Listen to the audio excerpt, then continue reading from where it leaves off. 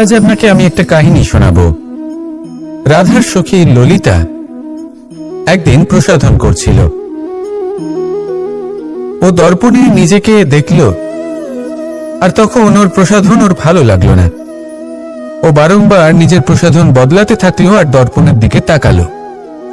কখনো ফুল বদলালো, কখনো বস্ত্র বদলালো, কখনো আভূষণ বদলালো, কিন্তু কিছুতেই নিজের প্রসাধন ওর ভালো লাগলো না। ওর মনে হতে লাগলো যেন ওর রূপ ওকে ত্যাগ করেছে। ও এই কথা রাধাকে বলল। রাধা ওই দর্পণের দিকে তাকালো, একটা বস্ত্র নিল আর সেই দর্পণকে স্বচ্ছ করে তুলল।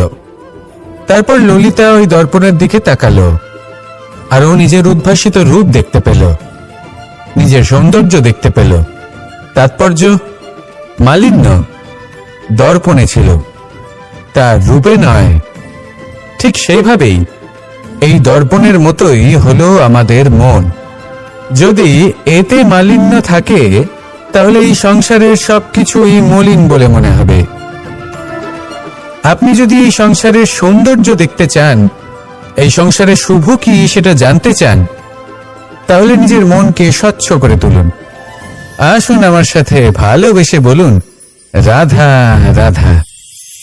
এটা কোনো এক সময়ের ঘটনা। মাটির নিচে ছিল জল, আর মাটির উপর ছিল একটা বৃক্ষ, আর সেই বৃক্ষে ছিল একটা পাতা যা আকাশকে স্পর্শ করত। যখনই কোনো ব্যক্তি আসতেন, সেই পাতাকে দেখে তার প্রশংসা করতেন। তাই বলে, আকাশে সোনার মেঘ কত ছবি আঁকে, আপনার নাম কবু লিখে নাহি রাখে। অর্থাৎ প্রতিনিধি ওই বৃক্ষের পাতাকেই মনে করা হতো, সব প্রশংসা ওই পাতাকেই করা হতো। যেখানে চোখের আড়ালে থাকা সেই জল মাটির নিচে থেকে নিঃস্বার্থভাবে নিজের কাজ করে যেত, সেই বৃক্ষকে শক্তি প্রদান করত। কয়েকদিন পরে সেই পাতার অহংকার হতে শুরু করল। সে ভাবতে শুরু করলো যে আমি হলাম এই জলের অস্তিত্ব, আমি আছি সেই কারণেই এই জলের কথা স্মরণ করা হয়। আর কিছুদিন পরে সেই বৃক্ষ সেই জল শোষণ করা বন্ধ করে দিল, এবং সর্বপ্রথম মৃত্যু হলো সেই পাতার। সেই পাতা যা আকাশকে স্পর্শ করছিল তা ঝরে মাটিতে পড়ে গেল, আর প্রত্যেক ব্যক্তি তার ওপর দিয়ে হেঁটে চলে যেত, তাকে দেখে আর কেউ প্রশংসা করত না। সেই জন্য জীবনে কখনো অহংকার করবেন না, বিশেষ করে তাদের কখনো অহংকার প্রদর্শন করবেন না যাদের কারণে আপনি সাফল্য লাভ করেছেন, যারা আপনার জীবনের আধার। চিরকাল তাদের প্রতি কৃতজ্ঞ থাকুন, তাদের সাথে সম্পর্ক বজায় রাখুন, তাদের সাহায্য করুন, আর আমার সাথে ভালোবেসে বলুন, রাধা রাধা। আপনি কখনো কখনো নিশ্চয়ই কোনো ব্যক্তিকে এটা বলতে শুনেছেন, বা আপনি নিজে বলেছেন বা ভেবে দেখেছেন যে আমি আমার নিজের জীবনে যেটা করতে চেয়েছিলাম সেটা করতে পারলাম না, যে লক্ষ্য অর্জন করতে চেয়েছিলাম সেটা অত্যন্ত কঠিন ছিল, আমি এগোতে পারলাম না, আদি ইত্যাদি। আমরা সবাই কখনো না কখনো ভাবি যে লক্ষ্য আমরা নির্ধারণ করেছি সেটা আমাদের পক্ষে অত্যন্ত কঠিন, প্রায় অসম্ভব। আমাকে বলুন, যে প্রত্যেকটা বস্তু বা সাফল্য যা কিছু আপনি কামনা করেছেন, কোনোটাই কি সরল ছিল? নির্বাচনের সময় সেটা সরল ছিল না, সেই জন্যই আপনি সেই লক্ষ্যটা নির্বাচন করেছেন।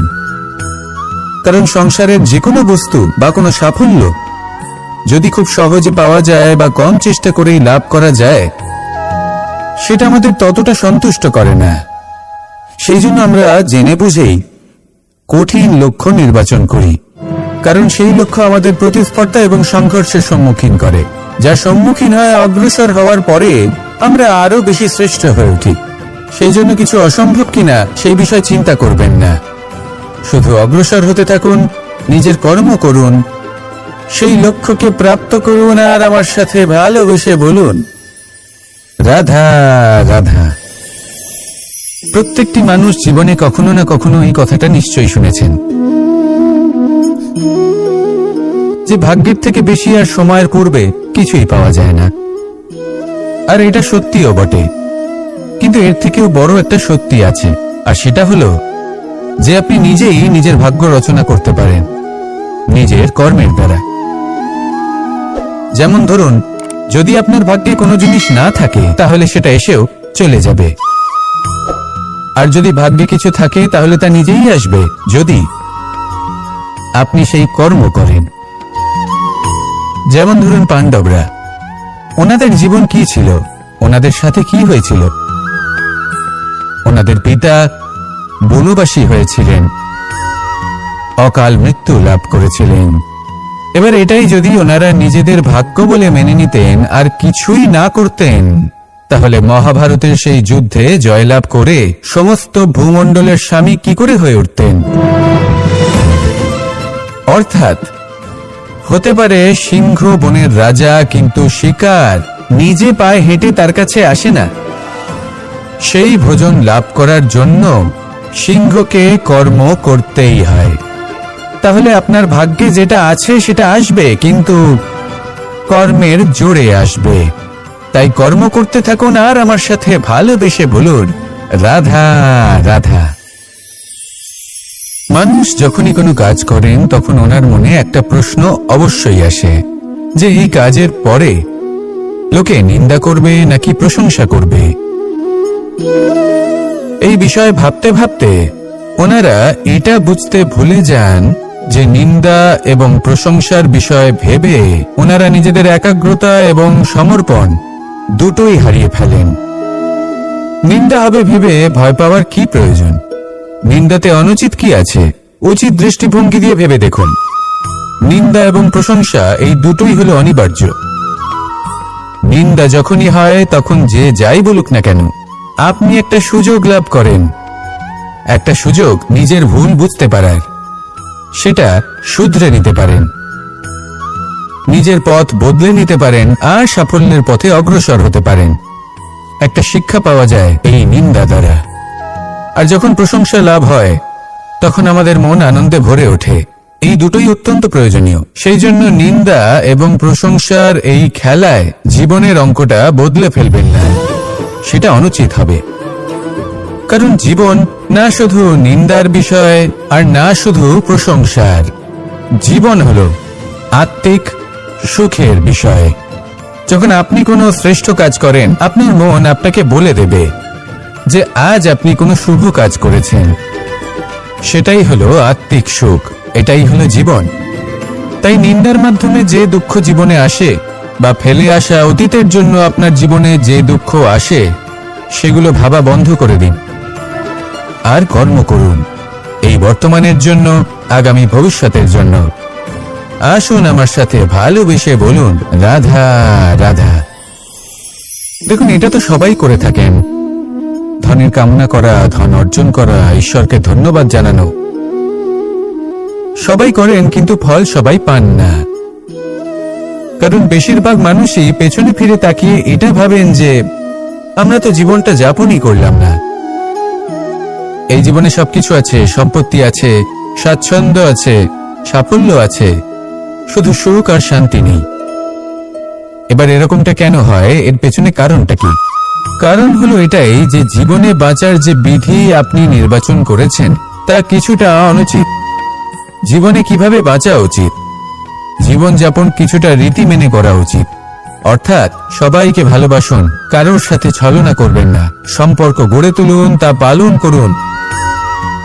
যদি ধন অর্জন করতে চান তাহলে নীতি মেনে করুন, ভেবেচিন্তে পরিকল্পনা করে। আবার বলবো, কারোর সাথে কোনো ছলনা নয়, কোনো অনুচিত কর্ম করবেন না ধন অর্জন করার জন্য। আর যদি ঈশ্বরকে ধন্যবাদ জানাতে চান তাহলে প্রীতি দ্বারা করুন। আর যে ব্যক্তি রীতি, নীতি আর প্রীতি এই তিনটি ভাব বুঝে উঠতে পারে এবং তা আত্মসাৎ করে নিতে পারে, তার অতীত, ভবিষ্যৎ এবং বর্তমানকাল সবকিছু সংযত হয়। আপনি কিভাবে জীবনযাপন করতে চান, কিভাবে ধন অর্জন করতে চান, ঈশ্বরকে ধন্যবাদ জানাতে চান, নির্বাচন আপনার। আসুন আমার সাথে ভালোবেসে বলুন, রাধা রাধা। ভয় হলো মানুষের জীবনে এমন একটি আবেগ যেটা না থাকলেও মঙ্গল, আর থাকাটাও প্রয়োজনীয়। এই ভয় মাঝে মাঝে মানুষকে কোনো কর্ম করা থেকে বাধা দেয়, আবার কখনো মানুষকে এই ভয় কোনো কর্ম করতে প্রেরণা প্রদান করে।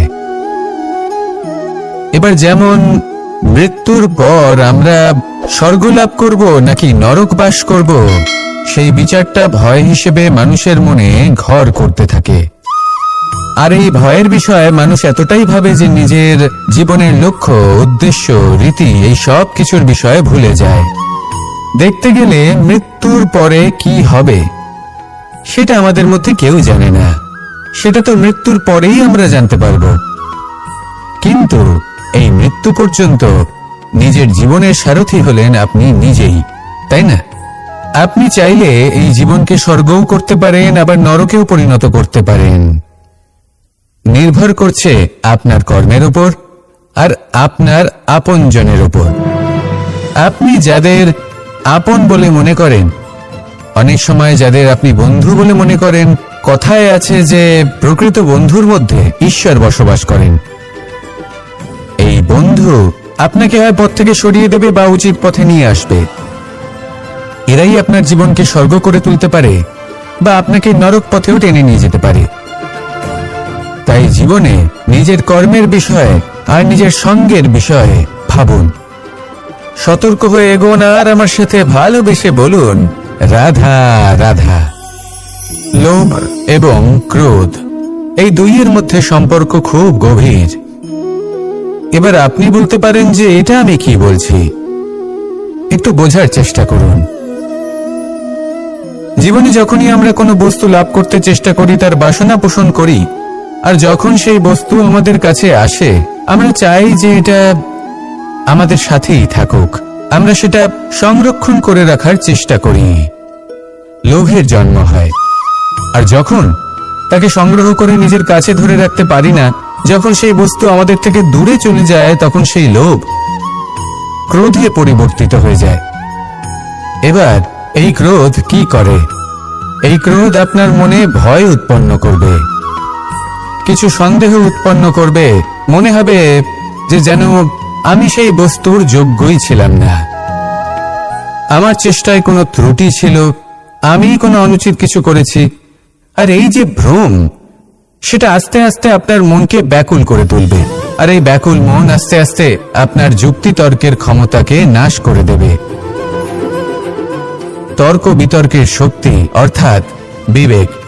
আর যখন আপনি নিজের বিবেক হারাবেন, তখন এমন মনে হবে যেন আপনি নিজের জীবন নষ্ট করেছেন।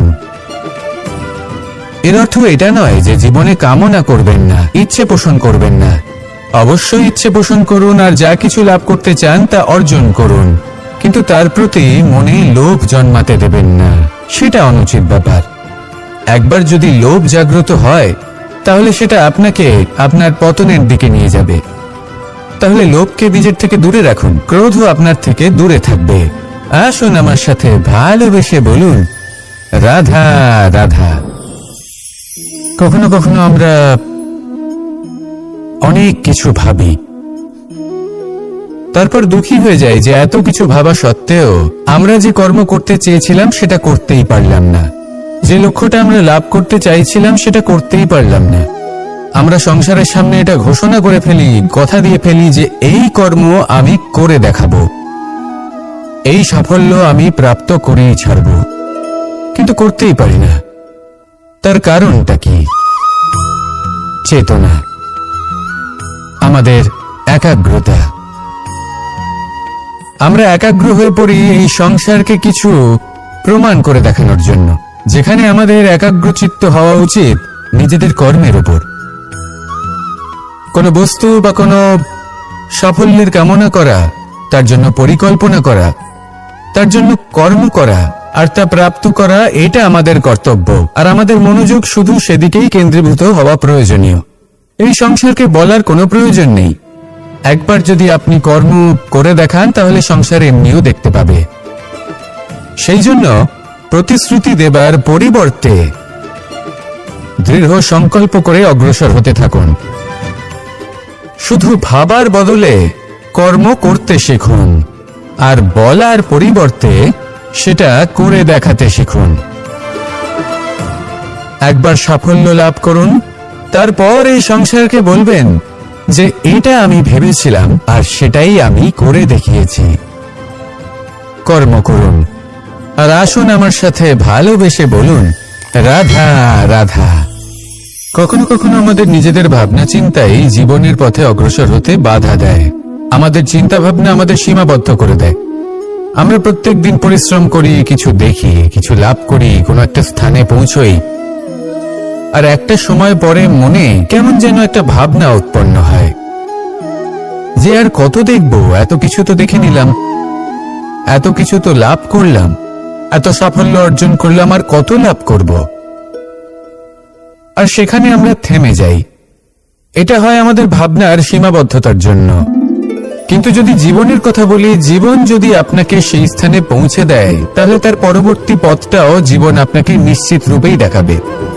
প্রয়োজনটা হলো সেই পথটা দেখার এবং সেই পথে অগ্রসর হওয়ার। আর যেটা আমাদের জীবনযাত্রার সাথে হয় সেটা জীবনের সাথে এবং আত্মার সাথেও হয়ে থাকে।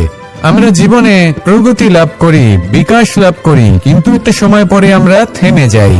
আমাদের সেটাই করলে চলবে না। এই জীবনযাত্রা, প্রগতি, বিকাশ, এই সব কিছুর সমাপ্তি তখনই সম্ভব যখন জীবন সমাপ্ত হবে।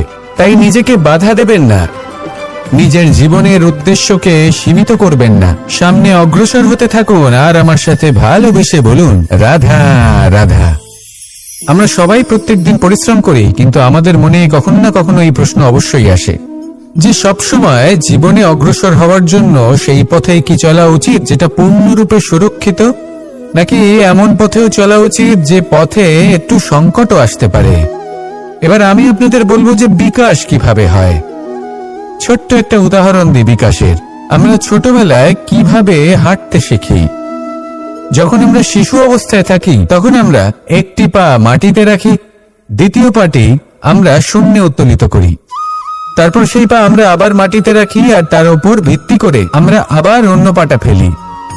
ঠিক এভাবেই আমরা হাঁটতে শিখে যাই।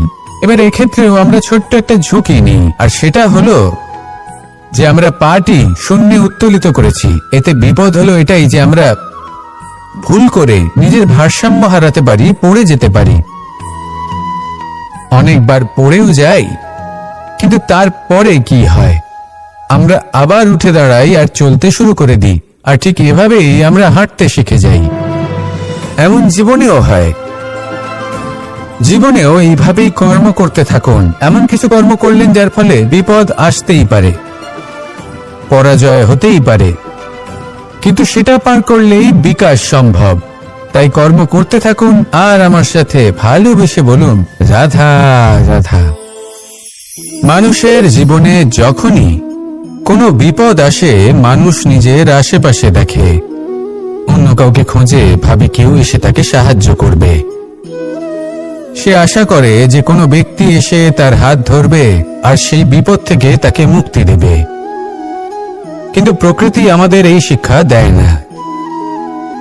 কখনো কোনো পাখিকে দেখবেন, একটা পাখি যখনই কোনো ঝড় আসে কি করে, একটা ঝড় এসে তার বাসা ভেঙে দিয়ে যায়, তার বাসা নষ্ট করে দিয়ে যায়।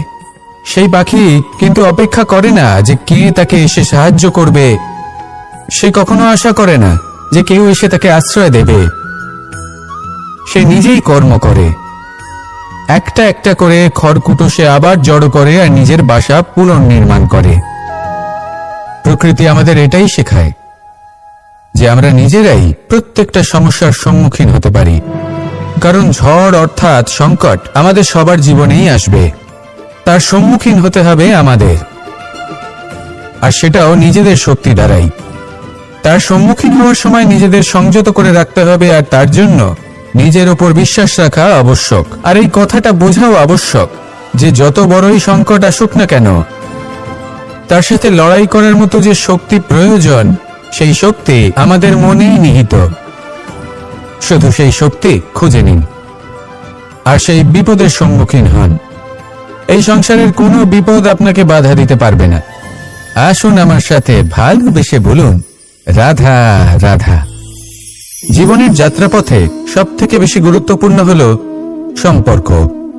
কারণ এই সম্পর্কগুলো আমাদের সেই ব্যক্তির সাথে পরিচিত করায় যাদের হাত ধরে আমরা এই জীবনযাত্রার পথে অগ্রসর হই। এবার এই সম্পর্কে আপনার কথাবার্তা, আপনার ব্যবহার, এটা অত্যন্ত গুরুত্বপূর্ণ। তাই প্রশ্ন হলো, যাদের সাথে আমাদের এই সম্পর্ক গড়ে উঠেছে তাদের প্রতি আমাদের আচরণ কেমন হওয়া উচিত, তাদের সাথে কেমন ভাবে কথা বলা উচিত। এর একটা বড়ই সহজ উত্তর আছে, দর্পণ। আপনি নিজেকে যেভাবে দর্পণে দেখেন সেভাবেই দর্পণের দিকে তাকান এবং কল্পনা করুন যে আপনার স্থানে সেই ব্যক্তি আছে আর সে আপনাকে দেখছে। এবার বুঝতে চেষ্টা করুন যে আপনার কেমন ব্যবহার হওয়া উচিত, তার আপনার ব্যবহার কেমন হলে ভালো লাগবে আর কেমন হলে তার অনুচিত বোধ হবে। শুধু এইভাবেই সেই ব্যক্তিকে বুঝতে চেষ্টা করুন। কখনো কোনো মানুষের ভালোবাসার প্রয়োজন হয়, কখনো পথপ্রদর্শনের প্রয়োজন হয়, কখনো তিরস্কারের প্রয়োজন হয়, কখনো কটু সত্যের প্রয়োজন হয়, বা কখনো শুধু সঙ্গর প্রয়োজন হয়। যদি দুজন ব্যক্তি এভাবেই একে অপরকে বুঝে অগ্রসর হন তাহলে এই সম্পর্ক আজীবন চলতেই থাকবে। আসুন আমার সাথে ভালোবেসে বলুন, রাধা রাধা। মানুষ সবসময় নিজেদের জীবনে ভবিষ্যতের বিষয়ে ভাবতে থাকে। কখনো উৎসাহিত হয়, কখনো চিন্তিত হয়, কখনো স্বপ্ন দেখে যে আমি ভবিষ্যতে গিয়ে খুব বড় কেউ হব, কখনো কল্পনা করে যে আমি কখনো সেই স্থানে গিয়ে পৌঁছব।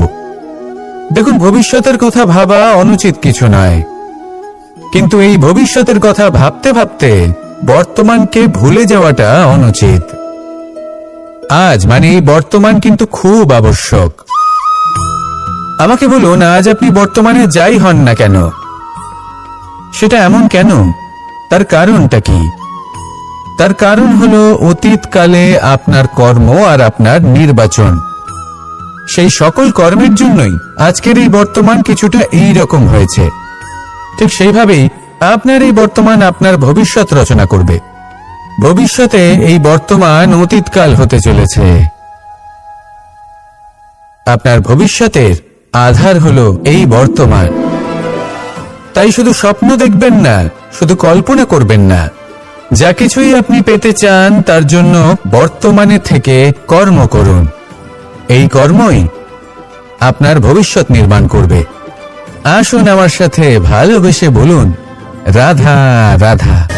যখনই আমরা সূর্য আর চন্দ্রমার কথা বলি তখনই আমরা চন্দ্রমাকে কিছু কম বলে মনে করি, সূর্যকে বেশি গুরুত্ব দিই। কারণ সূর্যই আমাদের প্রকাশ দিয়ে থাকে, সারাদিন আমাদের প্রকাশ প্রদান করে। তার সামনে চন্দ্রমার এই তেজ কিছুটা ম্লান মনে হয়, বা দেখতে গেলে চন্দ্রমা স্বয়ং সূর্যের আলোয় আলোকিত হয় আর সেটা আমাদের কাছে পৌঁছে দেয়। কিন্তু এবার এর অর্থ তো এটা নয় যে চন্দ্রমা বিশেষ নয় বা তার কোনোই গুরুত্ব নেই। ঘন অন্ধকারে রাতের বেলায় যখন আমরা কিছুই দেখতে পাই না, তখন আমাদের কাছে এই প্রকাশ কে পৌঁছে দেয়? চন্দ্রমা। যখন চাঁদ পূর্ণিমার রাত আসে তখন ব্যক্তি তার প্রেমিককে বা স্ত্রী তার স্বামীর মুখটা সেই চাঁদের মধ্যেই দেখতে পায়। একটা ছোট্ট বালক, ছোট্ট একটা শিশুর যখন রাতে ঘুম আসে না, সে ব্যাকুল হয়ে পড়ে, আমরা তাকে আকাশের এই চাঁদকে দেখাই, তাকে সন্তুষ্ট করে ঘুম পাড়িয়ে দিই। এই চন্দ্রমা কখনো অর্ধচন্দ্রমা হয়ে, কখনো লুপ্ত হয়ে গিয়ে, কখনো আবার জাগ্রত হয়ে ওঠে, এই সংসারকে প্রকাশ প্রদান করে। সে অসংখ্য প্রাণীর পথ প্রদর্শন করে। অর্থাৎ চন্দ্রমা হওয়া কোনো অংশে কম কিছু নয়। যদি আপনিও জীবনে নিজের তেজ সংসারের কাছে পৌঁছে নাও দিতে পারেন, তাতে কিছুই যায় আসে না। যদি কারোর তেজ নিয়ে তেজস্বী হয়ে তার দ্বারা অন্য কারোর জীবনে আসার আলো ফুটিয়ে তুলতে পারেন, তাতেও কিন্তু আপনার জীবন সার্থক। আসুন আমার সাথে ভালোবেসে বলুন, রাধা রাধা। মন এবং মস্তিষ্ক, এই দুই হল মানুষের জীবনের দুটি গুরুত্বপূর্ণ অংশ। এবার আপনি বলবেন, এই দুইয়ের মধ্যে পার্থক্য কি? দুটোই তো সমান। না, যেটা আমি আপনাকে বোঝাতে চেষ্টা করছি সেটা ভালো করে বুঝুন। প্রথম, মন। এই মন অত্যন্ত চঞ্চল হয়। এর নিজের কোনো বিবেক থাকে না, সিদ্ধান্ত নেওয়ার কোনো ক্ষমতাই থাকে না। এই মন শুধু বয়ে চলে। আর দ্বিতীয় হলো মস্তিষ্ক, সেই অংশ যেখানে বুদ্ধির সঞ্চার হয়ে থাকে। এটা হলো জ্ঞান দ্বারা পরিপূর্ণ এবং অত্যন্ত প্রবলও হয়।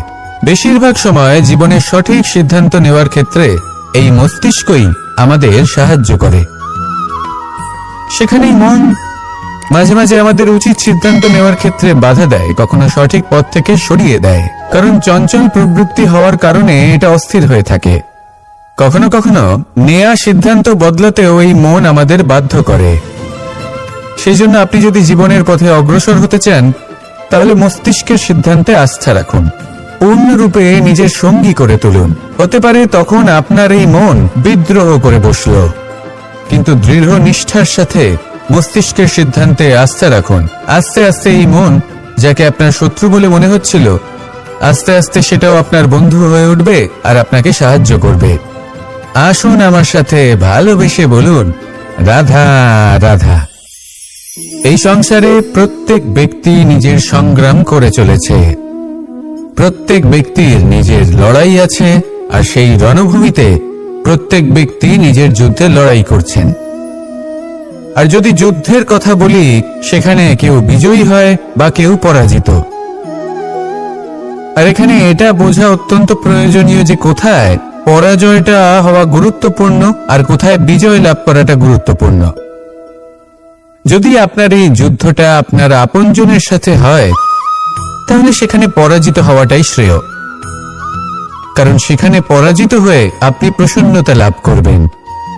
কিন্তু যদি এই যুদ্ধটাই আপনার নিজের সাথে হয়, নিজের মনের সাথে, নিজের মানসিকতার সাথে হয়, তাহলে এতে আপনাকে জয়ী হতে হবে। এই সংসারের যে কোনো যুদ্ধ হোক না কেন, সেটা রণভূমির পূর্বে এই মনের মাঝে লড়তে হয়। এবার যদি এই মন আপনার উপরে বিজয় লাভ করে, তাহলে রণভূমিতে আপনি পরাজিত হবেন। কিন্তু যদি আপনি এই মনের উপর বিজয় লাভ করতে পারেন, তাহলে এই সমগ্র সংসারে এমন কোনো স্থান নেই, এমন কোনো রণভূমি নেই যেখানে আপনি জয়লাভ করতে পারবেন না। আসুন আমার সাথে ভালোবেসে বলুন, রাধা রাধা। এই যে সূচ দেখছেন, এর স্বভাব হলো গেঁথে যাওয়া। আর যদি এটা গেঁথে যায়, তাহলে এটা যন্ত্রণা দেবে। আর এটা হলো সুতো। যদি এই সুতোটা কোনো ঘড়ির সাথে বেঁধে দেওয়া হয় এবং এই ঘড়িটা ওড়ানো হয়, তাহলে অন্য কোনো ঘড়ির সুতো কাটতে এটা সাহায্য করতে পারে। কিন্তু যদি সূচ আর সুতো এই দুইকে একসাথে জুড়ে দেওয়া হয়, তাহলে এটা বস্ত্র নির্মাণ করতে পারে, কোনো জিনিস জুড়তে কাজে লাগতে পারে। এটাই হলো সংগঠনের শক্তি। যদি আপনি একত্রিত হতে পারেন আর একটি দিশায় অগ্রসর হন, তাহলে নেতিবাচক শক্তিও ইতিবাচক শক্তির রূপ ধারণ করতে পারে। এই সংসারে প্রত্যেক দিন নতুন কিছু সৃজন হচ্ছে। কিছু মানুষ একত্রিত হন, কিছু নতুন নির্মাণ করেন।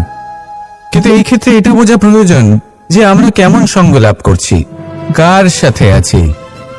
যদি আপনি সুতো হন আর ঘড়ির সাথে যুক্ত হন, তাহলে হয় অন্য ঘড়ি কাটবেন বা অন্য কোনো ঘড়ি আপনাকে কাটবে। কিন্তু যদি আপনি সুতো হন আর সূচের সাথে যুক্ত হয়ে যান, তাহলে আপনি নির্মাণ করতে পারবেন, জোড়ার কাজ করতে পারবেন, শ্রেষ্ঠ কর্ম করবেন। এই কথা মনে রাখুন আর আমার সাথে ভালোবেসে বলুন, রাধা রাধা।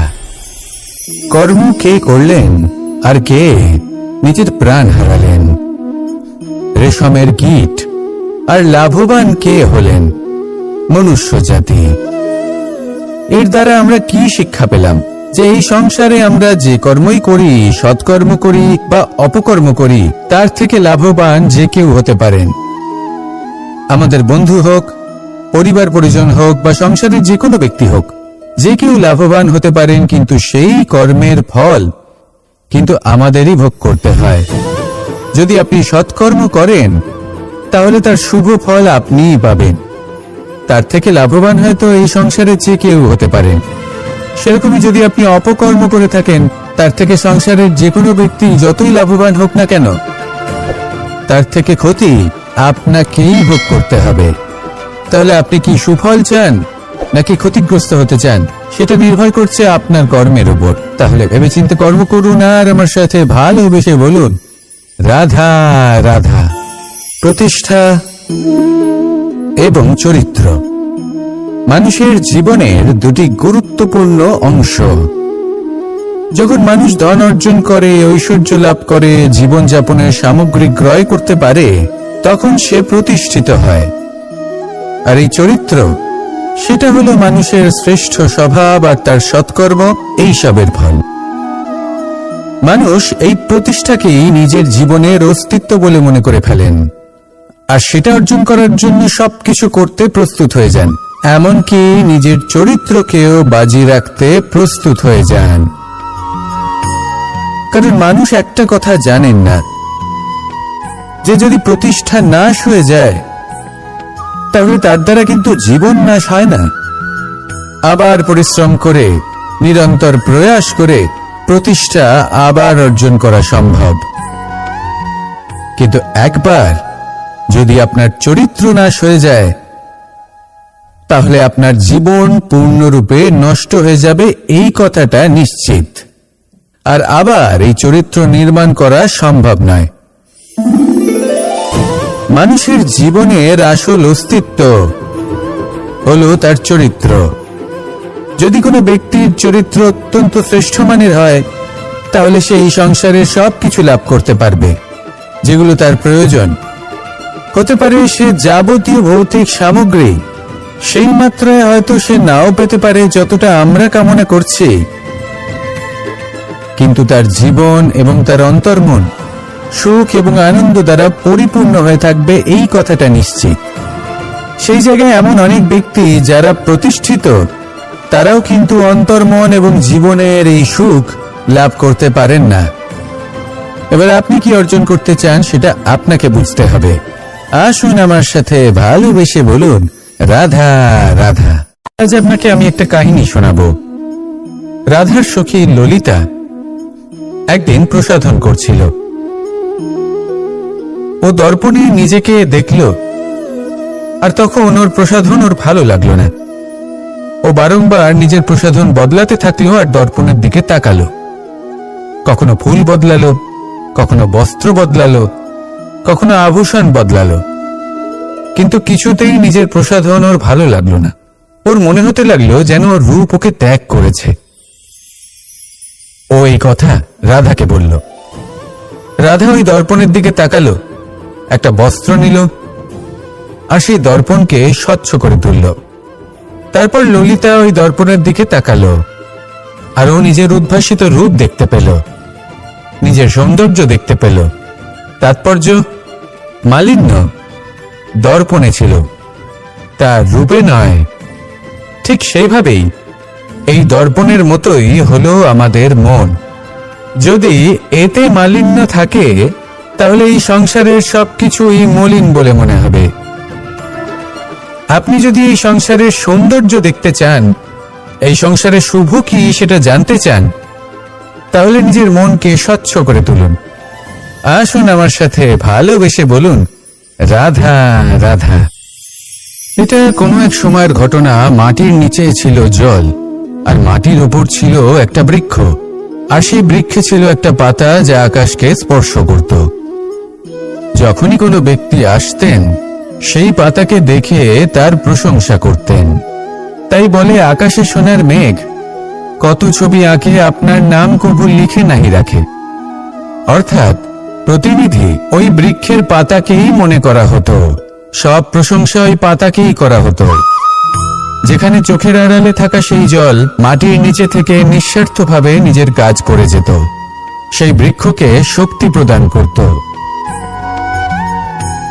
কয়েকদিন পরে সেই পাতার অহংকার হতে শুরু করল। সে ভাবতে শুরু করলো যে আমি হলাম এই জলের অস্তিত্ব, আমি আছি সেই কারণেই এই জলের কথা স্মরণ করা হয়। আর কিছুদিন পরে সেই বৃক্ষ সেই জল শোষণ করা বন্ধ করে দিল। সর্বপ্রথম মৃত্যু হলো সেই পাতার। সেই পাতা যা আকাশকে স্পর্শ করছিল তা ঝরে মাটিতে পড়ে গেল, আর প্রত্যেক ব্যক্তি তার ওপর দিয়ে হেঁটে চলে যেত, তাকে দেখে আর কেউ প্রশংসা করত না। সেই জন্য জীবনে কখনো অহংকার করবেন না, বিশেষ করে তাদের কখনো অহংকার প্রদর্শন করবেন না যাদের কারণে আপনি সাফল্য লাভ করেছেন, যারা আপনার জীবনের আধার। চিরকাল তাদের প্রতি কৃতজ্ঞ থাকুন, তাদের সাথে সম্পর্ক বজায় রাখুন, তাদের সাহায্য করুন, আর আমার সাথে ভালোবেসে বলুন, রাধা রাধা। আপনি কখনো কখনো নিশ্চয়ই কোনো ব্যক্তিকে এটা বলতে শুনেছেন, বা আপনি নিজে বলেছেন বা ভেবে দেখেছেন যে আমি আমার নিজের জীবনে যেটা করতে চেয়েছিলাম সেটা করতে পারলাম না, যে লক্ষ্য অর্জন করতে চেয়েছিলাম সেটা অত্যন্ত কঠিন ছিল, আমি এগোতে পারলাম না, আদি ইত্যাদি। আমরা সবাই কখনো না কখনো ভাবি যে লক্ষ্য আমরা নির্ধারণ করেছি সেটা আমাদের পক্ষে অত্যন্ত কঠিন, প্রায় অসম্ভব। আমাকে বলুন, যে প্রত্যেকটা বস্তু বা সাফল্য যা কিছু আপনি কামনা করেছেন কোনোটাই কি সরল ছিল? নির্বাচনের সময় সেটা সরল ছিল না, সেই জন্যই আপনি সেই লক্ষ্যটা নির্বাচন করেছেন। কারণ সংসারের যে কোনো বস্তু বা কোনো সাফল্য যদি খুব সহজে পাওয়া যায় বা কম চেষ্টা করেই লাভ করা যায়, সেটা আমাদের ততটা সন্তুষ্ট করে না। সেই জন্য আমরা জেনে বুঝেই কঠিন লক্ষ্য নির্বাচন করি, কারণ সেই লক্ষ্য আমাদের প্রতিস্পর্ধা এবং সংঘর্ষের সম্মুখীন করে, যার সম্মুখীন হয় অগ্রসর হওয়ার পরে আমরা আরো বেশি শ্রেষ্ঠ হয়ে উঠি। সেই জন্য কিছু অসম্ভব কিনা সেই বিষয় চিন্তা করবেন না, শুধু অগ্রসর হতে থাকুন, নিজের কর্ম করুন, সেই লক্ষ্যকে প্রাপ্ত করুন, আর আমার সাথে ভালোবেসে বলুন, রাধা রাধা। প্রত্যেকটি মানুষ জীবনে কখনো না কখনো এই কথাটা নিশ্চয়ই শুনেছেন যে ভাগ্যের থেকে বেশি আর সময়ের পূর্বে কিছুই পাওয়া যায় না। আর এটা সত্যিও বটে, কিন্তু এর থেকেও বড় একটা সত্যি আছে, আর সেটা হলো যে আপনি নিজেই নিজের ভাগ্য রচনা করতে পারেন নিজের কর্মের দ্বারা। যেমন ধরুন, যদি আপনার ভাগ্যে কোনো জিনিস না থাকে তাহলে সেটা এসেও চলে যাবে, আর যদি ভাগ্যে কিছু থাকে তাহলে তা নিজেই আসবে, যদি আপনি সেই কর্ম করেন। যেমন ধরুন পাণ্ডবরা, ওনাদের জীবন কি ছিল, ওনাদের সাথে কি হয়েছিল? ওনাদের পিতা বনবাসী হয়েছিলেন, অকাল মৃত্যু লাভ করেছিলেন।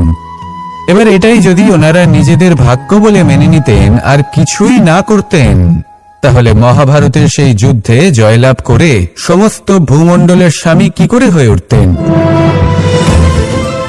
অর্থাৎ হতে পারে সিংহ বনের রাজা, কিন্তু শিকার নিজে পায়ে হেঁটে তার কাছে আসে না। সেই ভোজন লাভ করার জন্য সিংহকে কর্ম করতেই হয়।